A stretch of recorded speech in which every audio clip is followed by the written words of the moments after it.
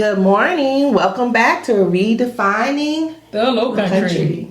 So today we're going to talk about a subject matter that has come up in the news regarding foreclosures. And it is a moment of knowing that this is a possibility that is starting to happen in our area. And as realtors, we do want to let you know what we can do to help in that process.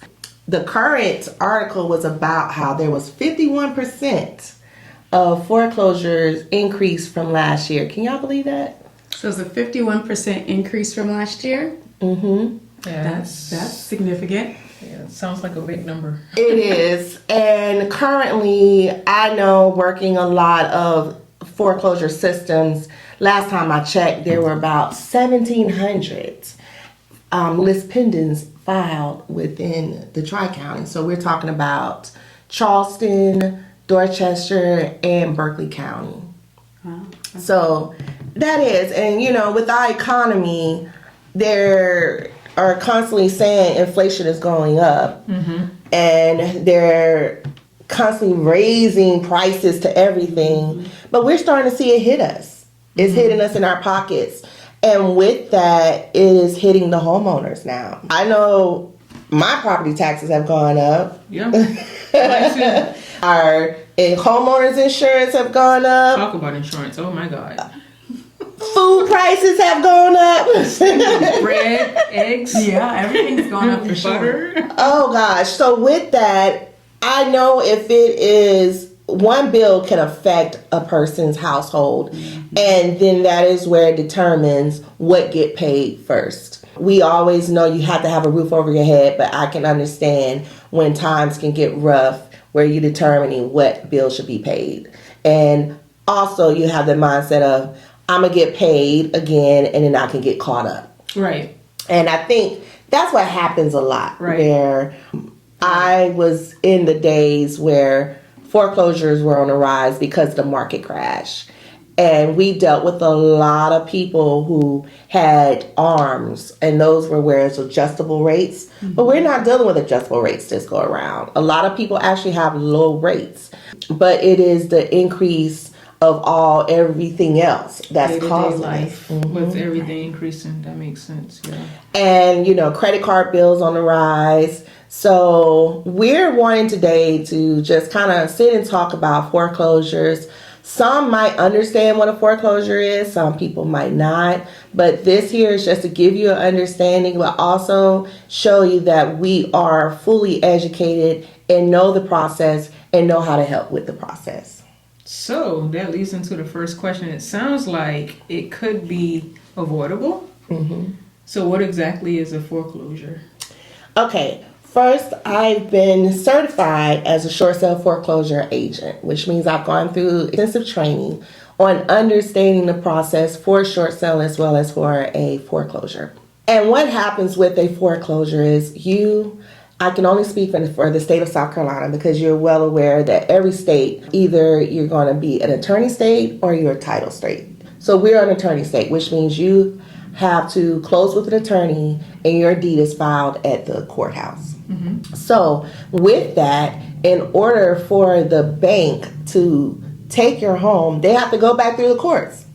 And so that is where you see you have to have a proceeding and the judge has to say your home has been foreclosed on.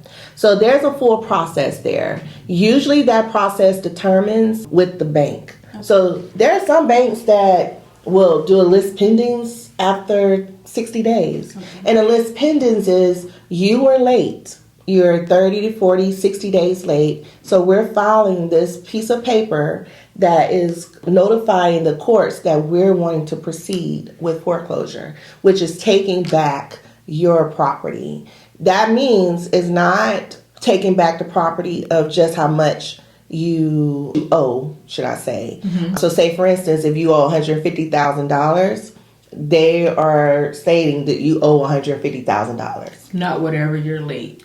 Right. The whole balance. The whole balance. Okay. Now, in that process, they are going to give you options to become current. So they're always going to tell you what you're behind on. And they say, hey, you can bring this current. With that, you want to make sure you are not avoiding those phone calls. They're here to help. They don't want to go take you to foreclosure. So they're here to help. But once it gets to that point where the list pendants is filed, you're still ignoring them, then from there, the bank will still set their own time frame of when they want to continue to proceed.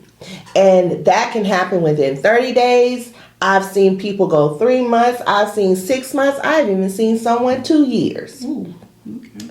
But you don't want to play with that because you don't know which bank is going to let that sit on their books, or are they going to speed that process up. Who do I have? Do I have someone to move fast? Or someone's going to take their time? So if you receive a list pendants, it's not a moment to play around with. It is to be serious because you don't know what your lender is going to do. If they're going to sit on this file for a while, or are they going to rush the process. Okay.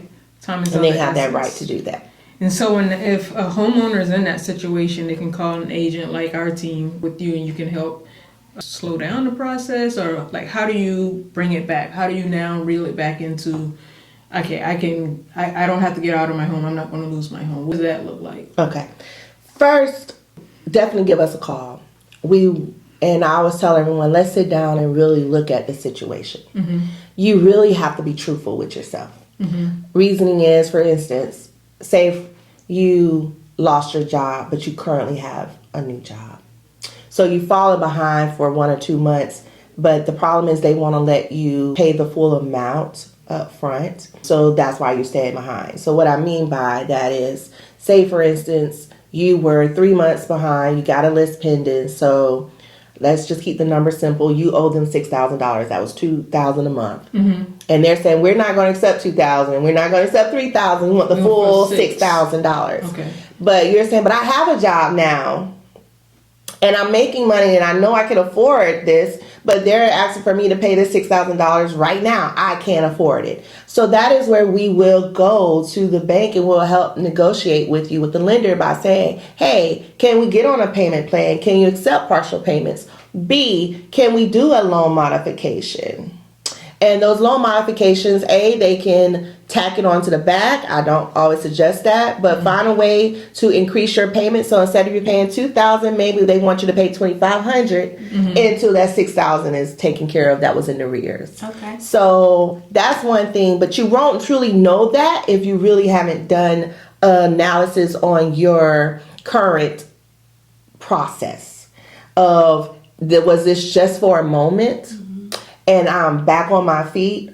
But let's say you lost your job, and let's say that you can't find a job, and you don't have no way of knowing where money's going to come. Then that is where we do need to say, what type of equity do you have in your home? Because if you purchased your home and you purchased it at $150,000, but you're sitting on $300,000 that it's worth. I'm sorry, if the home is worth $300,000, you're sitting on $150,000 of equity. So then we will determine, is it best for you to start over? Yeah. So sell the property. Sell the property. Because at that moment, you can take that $150,000, get situated, and not have to worry about a foreclosure being on your credit, and move forward and knowing that, hey, you can purchase again. Okay. So how does someone who has a foreclosure, how does that affect their credit in their future moving forward? When you have an actual foreclosure on your credit, a few things. You want to pray that they've written off everything that you owed. For instance, if they said you owed us $150,000, but we can only sell it for $120,000, sometimes they will still have that $30,000 debt. Okay. On your credit. So A, if they're going to foreclose, make sure that it's foreclosing for the amount that you owe. The $150,000. Correct. Second, depending on the type of loan you're going to get in the future. Some like to wait 6-7 years. Some lenders allow 2 years. Okay. So you don't want to chance any of that, right? Gotcha. Okay. Now, foreclosure on your credit is different from late. Okay. So, of course, the person that's coming to us that's 3 or 4 months late, it's already affected your credit score. But you can always get your credit score back, and you can purchase in a year or so. Where if you actually go through the foreclosure process, that's where it's going to hurt you a little bit longer. Okay. So I noticed that you threw out a term, short sale. We hear it often, and it sounds like that could possibly be a process leading up to foreclosure. Could you talk a little more about what exactly is a short sale and what could be, I guess, the pros and cons of one? Okay, so a short sale is, everyone get it confused because it takes a long time to sell. But it's called a short sale. But what is happening is... Long sale. What is happening is taking a shortage. So let's go back to our scenario. If it's a $150,000 loan, but we were able to put the house on the market and we say the house is only worth $120,000, we're going to go back to that bank and say, hey, the values are not here right now. At 150, but we're able to get a contract at 120. Will you take the shortage to prevent foreclosure? And banks will determine that and say yes or no to that.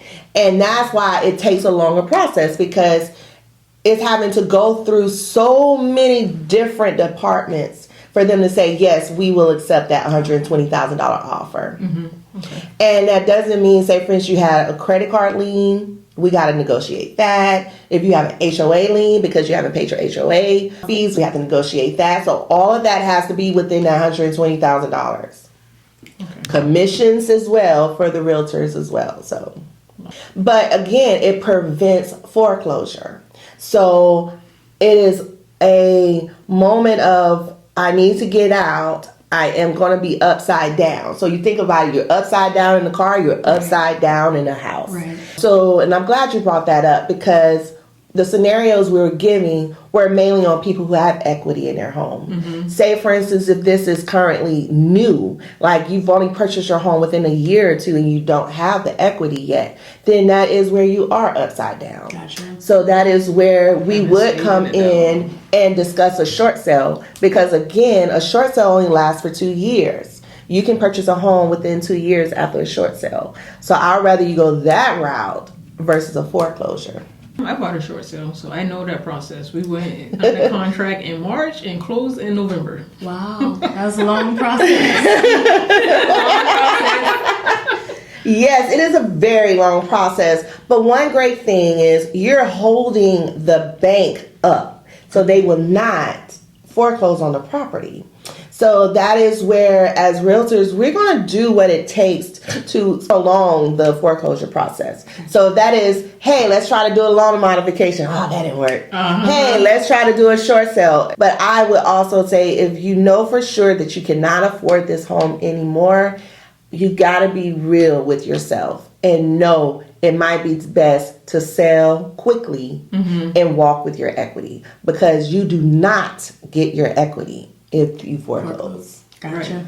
So a lot of situations, you mentioned the loss of a job, you mentioned cost of living in the economy being it's affecting whether or not someone can afford, then divorce. Yes, divorce. There's plenty, and we've had to run through this, where one person's staying at the house, the other isn't. You're no longer having 2 income families, and it's only one person, and they're struggling to pay that bill, or they're being spiteful and don't want to pay that bill. So in the end, it does affect both of the spouses' credit. Yeah. So you definitely, if you're on the other end, want to try your best to prevent foreclosure.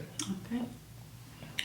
All right. So if you are experiencing foreclosure, it's not the end of the world. No, it's not. There's hope. Call us. Yeah. Yeah, it's that moment of reality check, but it's best to get ahead of it versus get behind. I literally had a lady call me of last year where she came home to a notice on her door. The sheriff department was saying, hey, you no longer occupy this property. Wow.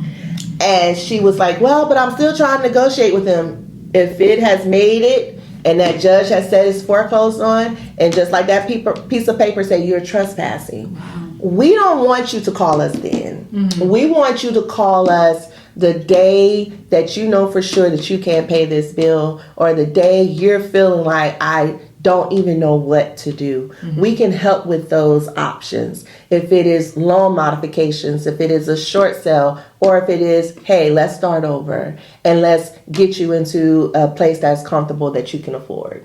Okay. All right. Until next time. All right. Have a good one. Take care, bye. y'all.